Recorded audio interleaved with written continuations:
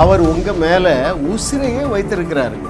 அவருடைய பாசம், அவருடைய நேசத்தை நீங்கள் அறிந்து கொள்ள உங்களுடைய இருதயத்திலே அந்த ஒரு சமாதானம், அந்த தைரியம், விசுவாசத்திலே பெருகுவீர்கள்.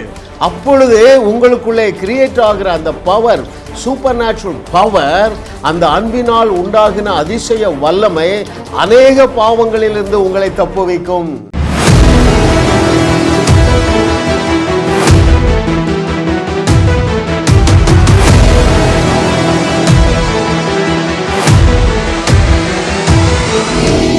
தேவன் நமக்கு கிருபையாக தந்த அவருடைய ஞானத்தின் ஆழங்கள் 1000 என்கிற சீரீஸில் 3வது செய்தியை நாம் இன்றைக்கு பதிவு செய்கிறோம்.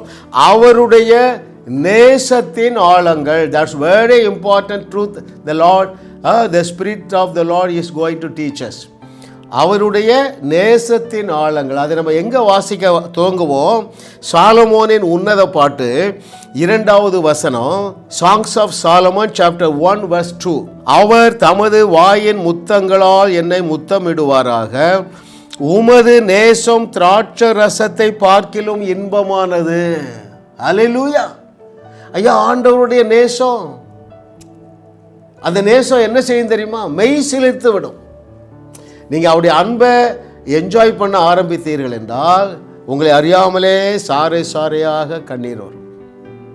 அவருடைய சிலுவையின் அன்பு, அவருடைய மாறாத அன்பு, அவருடைய நிபந்தனையே இல்லாத அன்பு. அல்லேலூயா.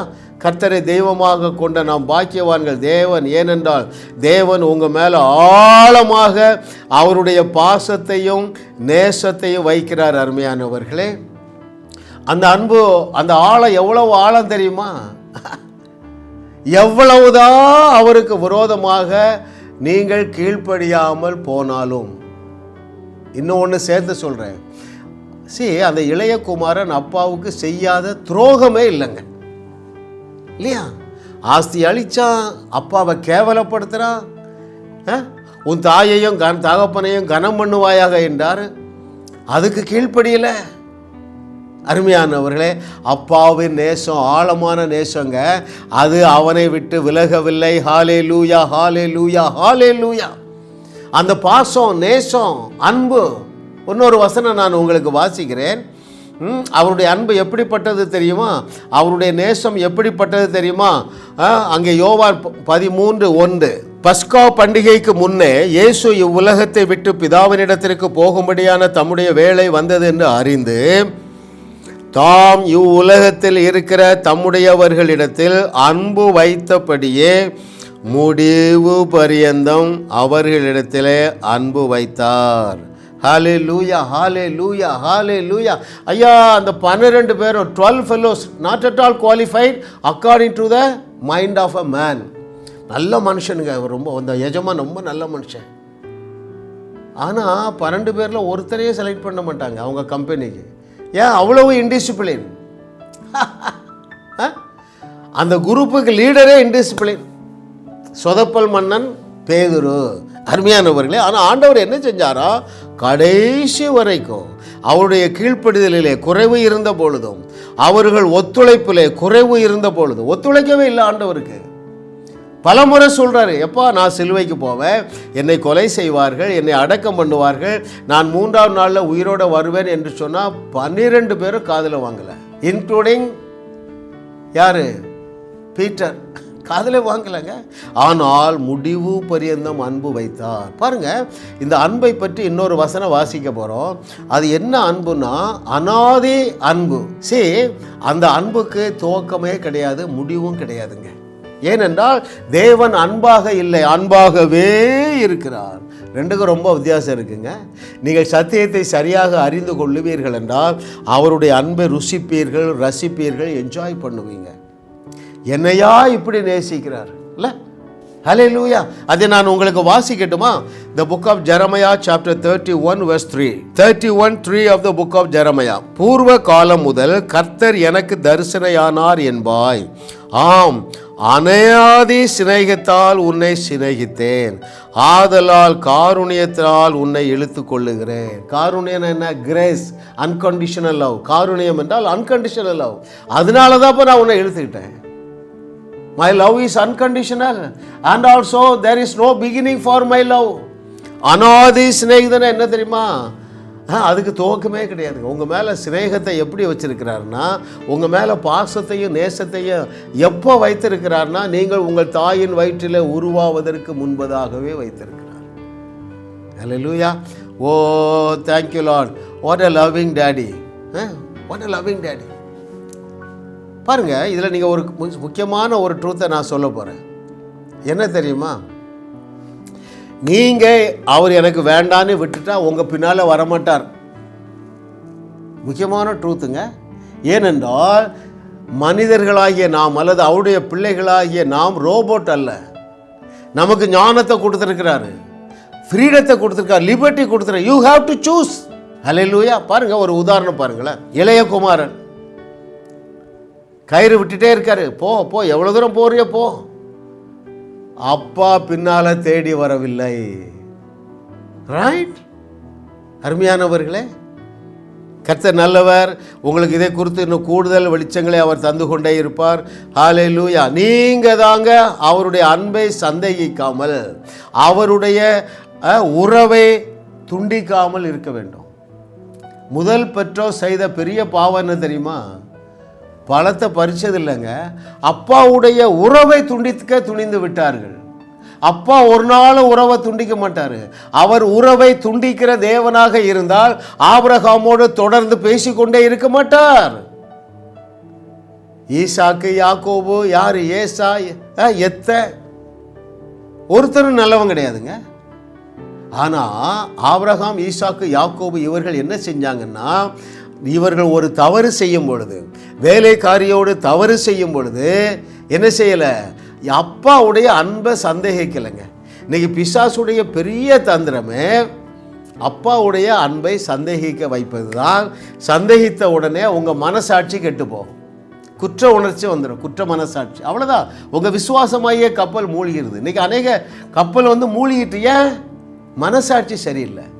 எப்படி அவள் பரிசுத்தமான தேவனை என்னை நேசிக்க முடியும்? ஏன்னா அவன் தெரியல. என்ன தெரியல? ரோமர் 5:1 தெரியவில்லை, ரோமர் 8:30 தெரியவில்லை, எபிரேயர் 10:10, எபிரேயர் 10:14, கொலோசையர் 2, இதெல்லாம் தெரியல, வெளிச்சமாகலை. எனக்கு ரொம்ப ஆச்சரியங்க. தாவீது அவன் சொல்கிறான், என்ன சொல்கிறான் தெரியுமா? அவ்வளோ அக்கிரமம் பண்ணுறான். சொல்கிறது என்ன தெரியுமா? என் தேவன் என் மேலே பிரியமாக இருக்காங்கிறான். அவனுக்கு அந்த வெளிச்சத்தை பாருங்கள், எந்த அளவுக்கு வெளிச்சம்.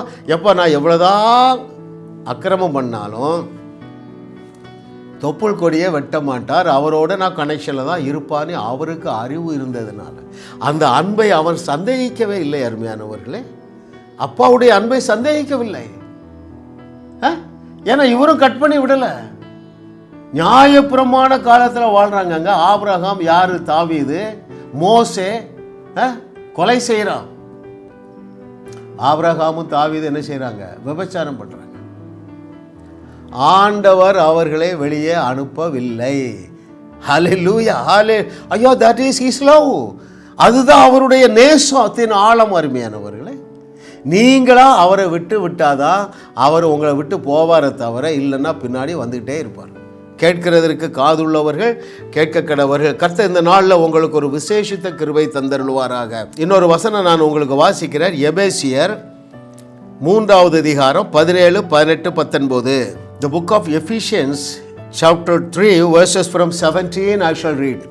விசுவாசத்தினாலே கிறிஸ்து உங்கள் இருதயங்களில் வாசமாய் இருக்கவும், நீங்கள் அன்பிலே வேரூன்றி நிலை பெற்றவர்களாகி சகல பரிசுத்தவான்களோடும் கூட கிறிஸ்துவினுடைய அன்பின் அகலமும் நீளமும் ஆழமும் உயரமும் இன்னதென்று உணர்ந்து. 19வது வசனம் ரொம்ப முக்கியமான வசனம். அறிவு கெட்டாத அந்த அன்பை அறிந்து கொள்ள வல்லவர்களாகவும் தேவனுடைய சகல பரிபூரணத்தாலும் நிறையப்படவும் அவர் தமது மகிமையினுடைய ஐஸ்வர்யத்தின்படியே உங்களுக்கு அனுக்கிரகம் பண்ண வேண்டும் என்று வேண்டிக் கொள்ளுகிறேன். நீங்கள் எதில் பவர்ஃபுல்லாக வேண்டுமா, எதில் வல்லவர்களாக வேண்டுமா, எதில் உங்கள் எபிலிட்டியை இன்க்ரீஸ் பண்ண வேண்டுமா, அறிவு கெட்டாத அந்த அன்பை அறிந்து கொள்ளுவதில்லை. ஹல்லேலூயா, ஹல்லேலூயா, ஹல்லேலூயா, ஹல்லேலூயா. Oh thank you Lord, thank you Jesus. அவருடைய நேசத்தின் ஆழங்களை நம்ம தியானித்து கொண்டிருக்கிறோம். அதில் என்னென்னா, அவருடைய நேசத்தை நம்ம அறிவால் புரிந்து கொள்ள முடியாது. ஆகவே தான் அந்த நரேஷனை அவ்வளோ அழகாக சொல்கிறாரு. ஒரு ஐஸ்வர்யவானுக்கு 2 பிள்ளைகள் இருந்தார்கள். இளைய குமாரன் அப்பாவுக்கு அவ்வளோ துரோகம் பண்ணான். அந்த துரோகியையும் அவன் திரும்ப வந்த உடனே அப்பா சேர்த்து கொண்டார் என்று ஒரு கேவலமான ஸ்டோரியை பில்டப் பண்ணுறாரு பாருங்க. ஏன் நீ குற்ற மனசாட்சிக்குள்ளே போய்விடக்கூடாது. உன்னை அனாதி சிநேகத்தினால் சிநேகிக்கிறார். அந்த நேசம் ஆழமான நேசம். அருமையானவர்களே, பாருங்க எவ்வளவு பாசம், எவ்வளவு நேசம். முதல் மனிதனை சிருஷ்டித்து விட்டு இல்லை துரோகம் பண்ணிட்டா யாரு? ஆதாம். பெரிய துரோகம் எது தெரியுமா? அப்பாவுடைய உறவை துண்டித்தது தான். அப்பொழுதும் நேசம் மாறல. நேசத்தின் ஆழத்தை நீங்கள் ஆதியாகமத்தில் வாசிக்கலாம். அவங்க நிர்வாணம் என்று உணர்கிறார்கள். கூச்சத்தை தாங்க முடியல. இலையை வைத்து அரைகுறையாக மறைத்து கொண்டு இருக்கிறார்கள். என்ன செஞ்சாருங்க? முதல் பலியை அவர்களுக்காக தான் செலுத்தினார்.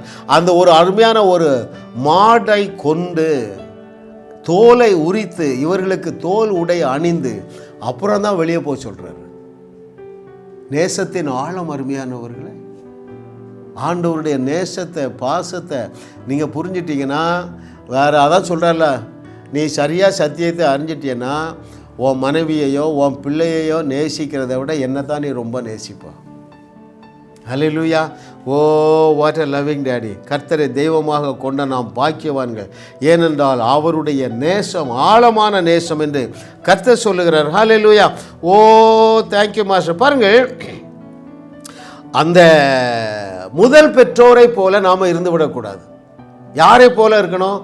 பலவிதமான காரியங்களிலே கீழ்ப்படியாமல் இருந்தாலும் அந்த ஆபிரகாமும் அந்த தாவீதும் எப்படி தேவனுடைய உறவை துண்டித்து கொள்ளவில்லையோ அப்படி அருமையானவர்களே, தேவன் உங்களுக்கு அவரை அண்டி கொள்ளத்தக்கதாக, உங்களுடைய கீழ்ப்படிதலிலே குறைவு இருக்கும் பொழுதும் நீங்கள் அவரை அண்டி கொள்ளத்தக்கதாக தேவன் உங்களுக்கு ஒரு விசேஷித்த தைரியத்தை கிருபையாக தந்தருளுவாராக. ஆமென், ஆமென். வாரந்தோறும் சென்னை முகப்பேரில் நடைபெறும் கிங்ஸ் அண்ட் குயின்ஸ் அசெம்பிளி ஞாயிறு ஆராதனைக்கு அன்புடன் அழைக்கிறோம். சத்தியத்தை சரியாக அறிந்து வெற்றி வாழ்க்கை வாழுவீர்கள்.